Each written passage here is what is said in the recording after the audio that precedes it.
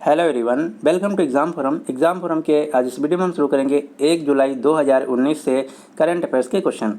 आज का पहला क्वेश्चन है, हाल ही में उत्तर कोरिया को जाने वाले पहले अमेरिकी राष्ट्रपति कौन बने? तो उत्तर कोरिया देश को जाने वाले पहले अमेरिकी राष्ट्रपति बने हैं डोनाल्ड ट्रंप, यानी कि इस क्वेश्चन का सही आंसर है बी। उत्तर कोरिया जो कि एशिया महाद्वीप का देश है, इसकी राजधानी है प्योंगयांग। उत्तर कोरिया के जो वर्तमान में सुप्रीम लीडर है तानाशाह हैं, उनका नाम है किम जोंग उन।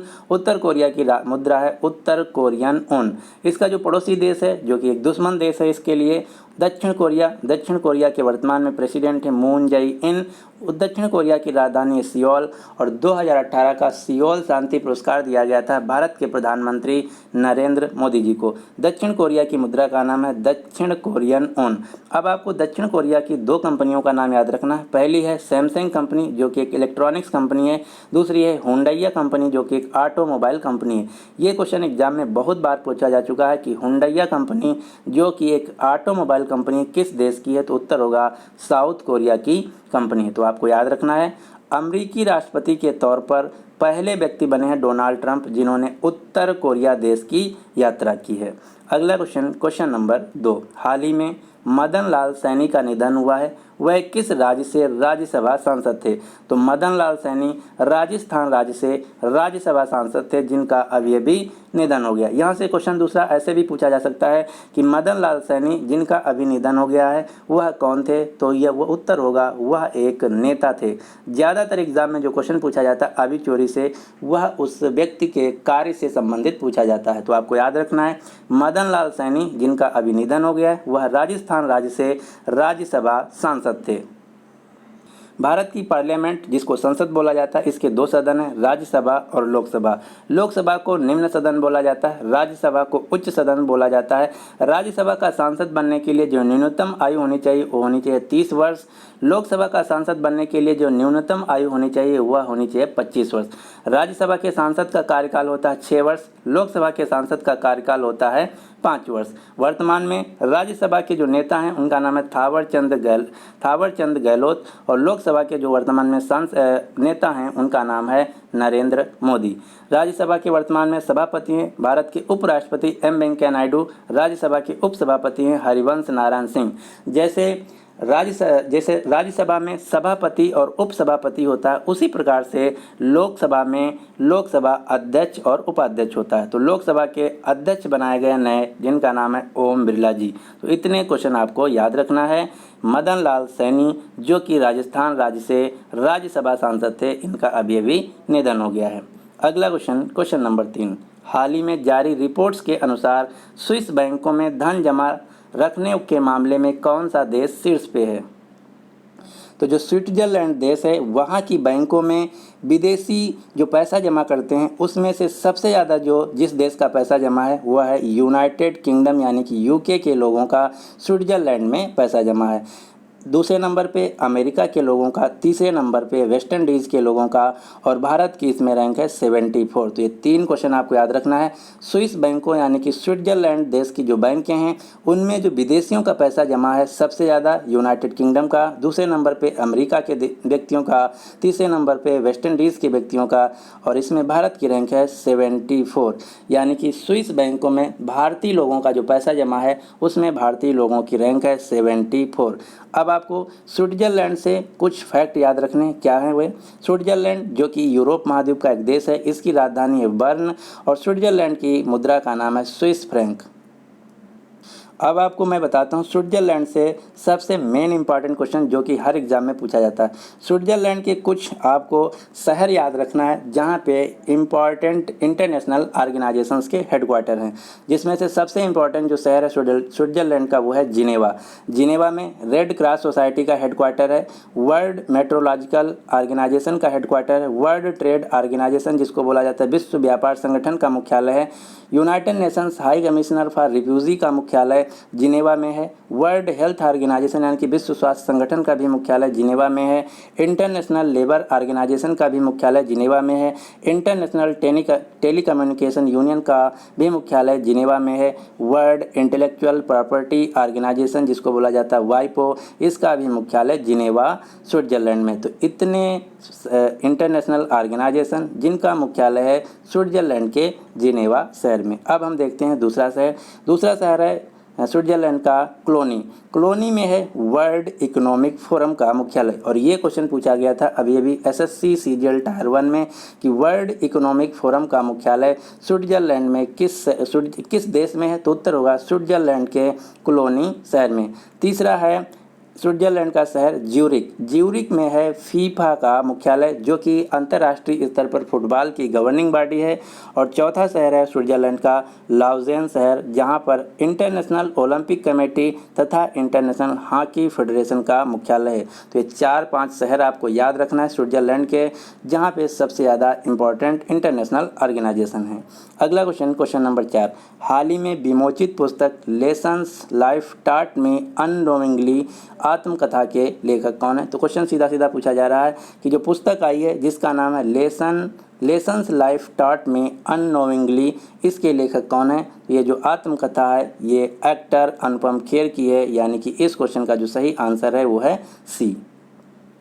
ये जो पुस्तक है अभी रिलीज़ नहीं हुई, ये 5 अगस्त को रिलीज होगी। तो आपको याद रखना है लेसन्स लाइफ टाट में अननोइंगली जो पुस्तक है ये आत्मकथा है एक्टर अनुपम खेर की। इसके अलावा आपको 2-3 पुस्तकें और याद रखना है। कौन कौन सी, अभी एक पुस्तक आई है जिसका नाम है the new Delhi conspiracy. The new Delhi conspiracy पुस्तक है, ये लिखी गई है बीजेपी की नेता मीनाक्षी लेखी और इसके सहयोगी लेखक हैं कृष्ण कुमार। तो आपको याद रखना है द न्यू दिल्ली जो कॉन्स्पिरेसी पुस्तक है ये लिखी गई है मीनाक्षी लेखी और कृष्ण कुमार के द्वारा। ये है इस पुस्तक का टाइटल। तो आपको याद रखना है द न्यू दिल्ली कॉन्स्पिरेसी जो पुस्तक है ये लिखी गई है मीनाक्षी लेखी जो कि मेन लेखक हैं इसकी, और दूसरे लेखक हैं इसके कृष्णा कुमार, जो कि मीनाक्षी लेखी जो हैं ये बीजेपी के एक सांसद हैं न्यू दिल्ली कॉन्स्टिट्यूएंसी से। इसके अलावा आपको अन्य पुस्तकें जो याद रखना है उनमें से सबसे इम्पॉर्टेंट है a prime minister to remember memories of military chief. ये पुस्तक लिखी गई है नेवी के पूर्व चीफ एडमिरल सुनील कुमार के द्वारा। दूसरी पुस्तक है माई लाइफ माई मिशन जो पुस्तक है ये बाबा रामदेव की आत्मकथा है। ये बाबा रामदेव के साथ साथ पत्रकार उदय माहुरकर, ये 2 लोगों ने लिखा है। तो आपको याद रखना है माई लाइफ माई मिशन जो पुस्तक है ये बाबा रामदेव की आत्मकथा है। अगली पुस्तक cricket world cup the Indian challenge by जो बुक है ये लिखी गई है आशीष रे के द्वारा। अगली पुस्तक है गेम चेंजर जो पुस्तक है ये ऑटोबायोग्राफी है पाकिस्तान के पूर्व क्रिकेटर शाहिद अफरीदी की। तो 4-5 पुस्तकें आपको याद रखना है। अगला क्वेश्चन नंबर 6, हाल ही में श्याम सुंदर मित्रा का निधन हुआ है, वह कौन थे। तो श्याम सुंदर मित्रा जो कि पश्चिम बंगाल के लिए राष्ट्रीय स्तर पर क्रिकेट खेलते थे, यानी कि ये पूर्व क्रिकेटर थे। तो आपको याद रखना है श्याम सुंदर मित्रा जो कि पश्चिम बंगाल राज्य के लिए राष्ट्रीय स्तर पर क्रिकेट खेलते थे, इनका अभी हाल ही में निधन हो गया है। तो श्याम सुंदर मित्रा जो कि एक पूर्व क्रिकेटर थे, इनका निधन हो गया है। अगला क्वेश्चन नंबर 7, हाल ही में जारी नीति आयोग के स्वास्थ्य सूचकांक में कौन सा राज्य शीर्ष पर रहा। तो नीति आयोग के द्वारा जो स्वास्थ्य सूचकांक जारी किया गया है इसमें जो नंबर 1 राज्य रहा वह रहा केरल, दूसरे नंबर पे आंध्र प्रदेश, तीसरे नंबर पे महाराष्ट्र। ये आपको सीक्वेंस याद रखना है। और ये जो नीति आयोग के द्वारा स्वास्थ्य सूचकांक की जो रिपोर्ट जारी की गई है इस रिपोर्ट का नाम दिया गया है healthy state progressive India report. तो ये नाम भी आपको याद रखना है। क्वेश्चन ऐसे भी पूछा जा सकता है कि नीति आयोग के द्वारा जो राज्यों के स्वास्थ्य सूचकांक की रिपोर्ट जारी की गई उस रिपोर्ट का क्या नाम है। तो उत्तर होगा हेल्दी स्टेट्स प्रोग्रेसिव इंडिया, इस रिपोर्ट का नाम है। ये जो रिपोर्ट्स जारी की गई है ये केंद्रीय स्वास्थ्य एवं परिवार कल्याण मंत्रालय तथा विश्व बैंक की तकनीकी सहयोग के साथ नीति आयोग ने तैयार किया है। अब हम देख लेते हैं नीति आयोग के बारे में। तो नीति आयोग का सबसे पहले एग्जाम में जो ज़्यादातर पूछा जाता है इसका फुल फॉर्म। तो नीति आयोग का फुल फॉर्म है national institutions for transforming India. इसकी स्थापना हुई थी 1 जनवरी 2015 को। नीति आयोग का मुख्यालय है न्यू दिल्ली में। नीति आयोग के चेयरपर्सन है भारत के प्रधानमंत्री नरेंद्र मोदी जी। नीति आयोग के उपाध्यक्ष यानी कि वाइस चेयरमैन है राजीव कुमार। नीति आयोग के CEO हैं अमिताभ कांत। और अमिताभ कांत का जो टेन्योर है ये अभी समाप्त हो गया था, लेकिन इनका जो टेन्योर है अगले 2 साल के लिए फिर से बढ़ा दिया गया। तो क्वेश्चन ऐसे भी पूछा जा सकता है कि नीति आयोग के नए CEO कौन बने, तो उत्तर होगा अमिताभ कांत। अब यहाँ पे मैंने लिखा है नीति आयोग के वाइस चेयरमैन है राजीव कुमार। तो मैं अब आपको हर एक वीडियो में ऐसे बताता हूँ कि राजीव कुमार के नाम से 4-5 व्यक्तियों के नाम आपको याद रखना। वो कौन कौन से पहले हैं राजीव महर्षि जो कि भारत के महालेखा परीक्षक यानी कि कैग हैं। राजीव गाबा जो कि भारत के गृह सचिव हैं। राजीव जैन जो कि IB के डायरेक्टर हैं। राजीव कुमार जो कि वाइस चेयरमैन हैं नीति आयोग के। राजीव राय भटनागर जो कि CRPF के महानिदेशक हैं। तो ये राजीव के नाम से जो व्यक्ति हैं ये सभी आपको याद रखना है कि कौन व्यक्ति किस पोस्ट पे है। अगला क्वेश्चन नंबर 8। हाल ही में FAO जिसका पूरा नाम है फूड एंड एग्रीकल्चर ऑर्गेनाइजेशन के हेड के रूप में किसे नियुक्त किया गया है, तो फूड एंड एग्रीकल्चर ऑर्गेनाइजेशन के प्रमुख के रूप में नियुक्त किया गया है क्यू डोंग्यू को। क्यू डोंग्यू जो कि चीन के वर्तमान में एग्रीकल्चर मिनिस्टर हैं। तो आपको याद रखना है फूड एंड एग्रीकल्चर ऑर्गेनाइजेशन के हेड के रूप में नियुक्त किया गया है क्यू डोंग्यू को, जो कि चीन देश के वर्तमान में एग्रीकल्चर मिनिस्टर हैं, मंत्री हैं। अब आपको पता होना चाहिए कि FAO क्या है, तो फूड एंड एग्रीकल्चर ऑर्गेनाइजेशन। इसके साथ ही साथ आपको 2 संस्थाएं और याद रखना, वो कौन सी हैं, World Food Programme, International Food and Agriculture Development. इन तीनों संस्थाओं का जो मुख्यालय है वो है इटली की राजधानी रोम में। एक बार फिर से हम रिपीट कर देते हैं FAO, World Food Programme, International Fund for Agriculture development.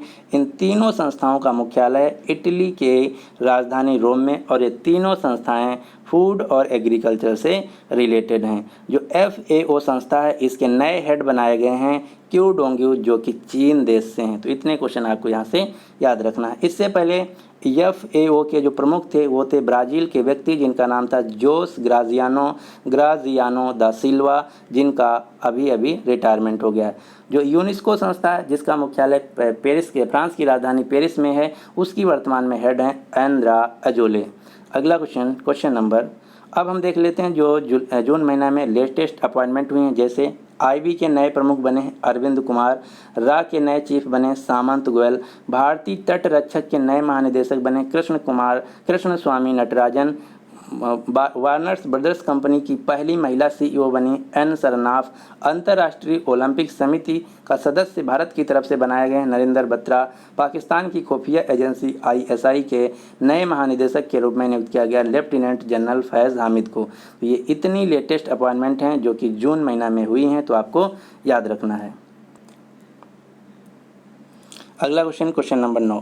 हाल ही में सबसे तेज 20,000 अंतर्राष्ट्रीय रन बनाने वाले क्रिकेटर कौन बने, तो अंतर्राष्ट्रीय स्तर पर 20,000 रन बनाने वाले सबसे कम समय में यानी कि जो क्रिकेटर बने हैं उनका नाम है विराट कोहली, जो कि भारत की क्रिकेट टीम के कैप्टन हैं। तो आपको याद रखना है अंतर्राष्ट्रीय स्तर पर 20,000 रन बनाने वाले क्रिकेटर बने हैं विराट कोहली सबसे कम समय में। इन्होंने सचिन तेंदुलकर और ब्रायन लारा का रिकॉर्ड तोड़ा है। अब आपको विराट कोहली से 3-4 अवार्ड के नाम याद रखने हैं, वो कौन कौन से हैं। विराट कोहली को इस साल Wisden leading cricketer of the year का अवार्ड दिया गया, ICC cricketer of the year का अवार्ड दिया गया, ICC men's test player of the year का अवार्ड दिया गया, ICC ODI player of the year का अवार्ड दिया गया। तो इतने पुरस्कार जो कि विराट कोहली को इस साल दिए गए हैं, तो आपको ये सभी याद रखने हैं। अगला क्वेश्चन नंबर 10। हाल ही में भारत ने विश्व बैंक के साथ TB जो कि एक बीमारी है ट्यूबरक्लोसिस जिसको हिंदी में बोला जाता है क्षय रोग के उन्मूलन के लिए कितने मिलियन डॉलर के ऋण समझौते पर हस्ताक्षर किया है, तो भारत ने विश्व बैंक के यानी कि वर्ल्ड बैंक के साथ TB समस्या से रिलेटेड उसके समाधान के लिए भारत ने $400 मिलियन के ऋण समझौते पर हस्ताक्षर किया है। यानी कि इस क्वेश्चन का जो सही आंसर है वह है C। विश्व बैंक जिसका मुख्यालय अमेरिका के राजधानी वाशिंगटन डीसी में, और वर्ल्ड बैंक के वर्तमान में प्रेसिडेंट हैं डेविड मालपास। अब आपको एक क्वेश्चन यहाँ से और याद रखना, वो क्या है, जो टीबी है, ट्यूबरक्लोसिस क्षय रोग, इसका टारगेट है इंडिया का 2025 तक भारत से ख़त्म करने का। तो ये भी क्वेश्चन पूछा जा सकता है कि भारत सरकार का लक्ष्य कब तक का है कि भारत से टीबी रोग को एलिमिनेट यानी कि ख़त्म किया जाए, तो उत्तर होगा 2025 तक।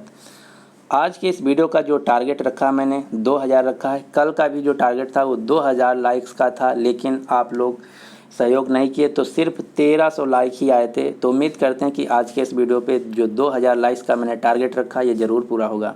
अगला क्वेश्चन नंबर 11। हाल ही में जारी सूचना के अनुसार सरकार ने सभी पंचायतों को ब्रॉडबैंड कनेक्टिविटी उपलब्ध कराने का लक्ष्य कब तक का रखा है।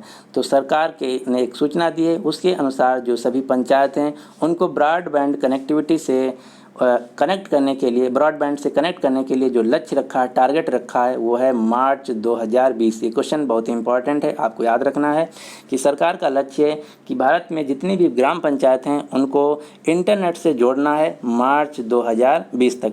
इसके लिए जो प्रोजेक्ट है, जो योजना है, उस योजना का नाम है भारत नेट प्रोजेक्ट। ये क्वेश्चन एग्जाम में पूछा जा चुका है कि भारत सरकार का जो लक्ष्य है, टारगेट है, गोल है कि सभी ग्राम पंचायतों को इंटरनेट से जोड़ा जाए। उसके लिए जो योजना चलाई गई है, जो प्रोजेक्ट चलाया गया है, उसका क्या नाम है, तो उसका नाम है Bharat net project. Bharat net project के तहत अब तक 1,28,870 पंचायतों को भारत नेट प्रोजेक्ट के ऑप्टिकल फाइबर इंटरनेट से जोड़ा जा चुका है, और जो टोटल भारत में ग्राम पंचायतें हैं वो हैं लगभग 2,50,000। तो शेष की जो बची हुई हैं ग्राम पंचायतें, उनको मार्च 2020 तक इंटरनेट के द्वारा जोड़ना है। किस मिशन के तहत? भारत नेट प्रोजेक्ट के तहत। ये जो भारत नेट प्रोजेक्ट है ये लॉन्च किया गया है डिजिटल भारत जो योजना है उसके तहत। तो ये भी क्वेश्चन पूछा जा सकता है कि जो भारत नेट प्रोजेक्ट है ये किस मिशन के तहत चलाया गया है। तो भारत नेट प्रोजेक्ट जो मिशन है ये चलाया गया है डिजिटल भारत मिशन के तहत। इसके लिए जो रिस्पॉन्सिबल मिनिस्ट्री है, मंत्रालय, उसका नाम है इलेक्ट्रॉनिक्स एवं सूचना प्रौद्योगिकी मंत्रालय, जिसके वर्तमान में मंत्री हैं रविशंकर प्रसाद। और रविशंकर प्रसाद जी इलेक्ट्रॉनिक्स एवं सूचना प्रौद्योगिकी मंत्रालय के साथ साथ भारत के कानून मंत्री भी हैं।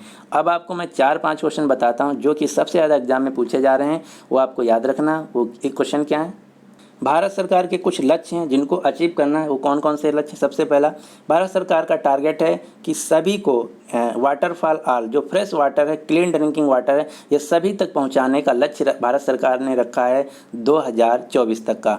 जो इंडिया का लक्ष्य है टीबी यानी कि ट्यूबरक्लोसिस रोग को ख़त्म करने का, ये लक्ष्य है 2025 तक को अचीव करने का। जो भारत सरकार का लक्ष्य है भारत से मलेरिया रोग को ख़त्म करने का, उसके लिए जो टारगेट रखा है 2030 रखा है। और भारत सरकार का जो लक्ष्य है कि किसानों की जो आय है, इनकम है, उसको डबल करना, उसके लिए टारगेट रखा गया है 2022। तो ये 4-5 आपको डेडलाइन याद रखना है जो कि अक्सर एग्जाम में पूछी जाती हैं। अगला क्वेश्चन नंबर 12। हाल ही में किस आईआईटी में अंतर्देशीय एवं तटीय समुद्री तकनीक केंद्र, जिसको इंग्लिश में बोला जाता है CICMT, की स्थापना की जाएगी? तो CICMT का पूरा नाम है centre for inland and coastal maritime technology. इसका सेंटर खोला जाएगा IIT खड़गपुर में, यानी कि इस क्वेश्चन का जो सही आंसर है वो है ए।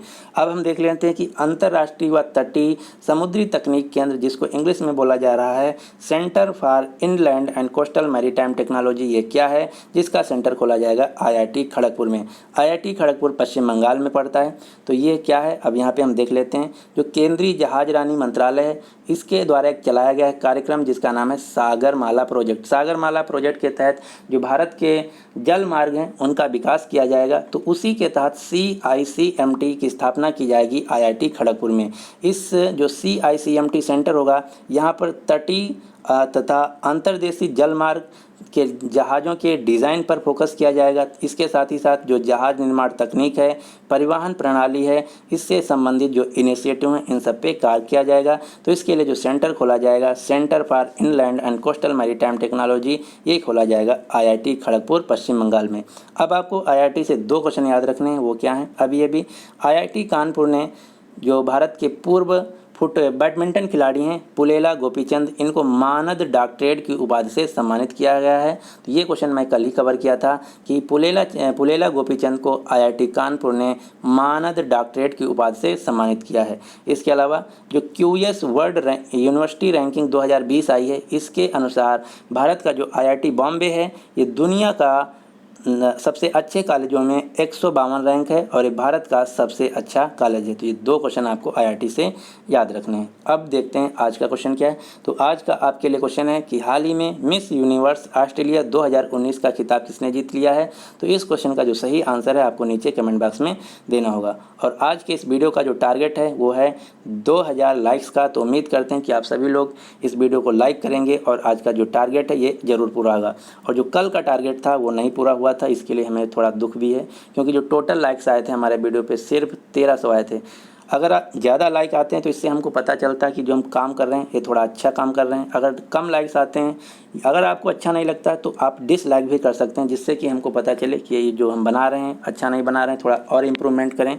तो अगर आपको नहीं अच्छा लग रहा है तो ज़रूर डिसलाइक भी कर सकते हैं। अगर आप इसी प्रकार का डेली वीडियो चाहते हैं तो हमारे चैनल को सब्सक्राइब करके नोटिफिकेशन बेल को ऑन रखिएगा, जिससे कि मैं जैसे वीडियो अपलोड करूँ आपको तुरंत नोटिफिकेशन पहुँच जाए। So finally thanks for watching and good luck for your exam.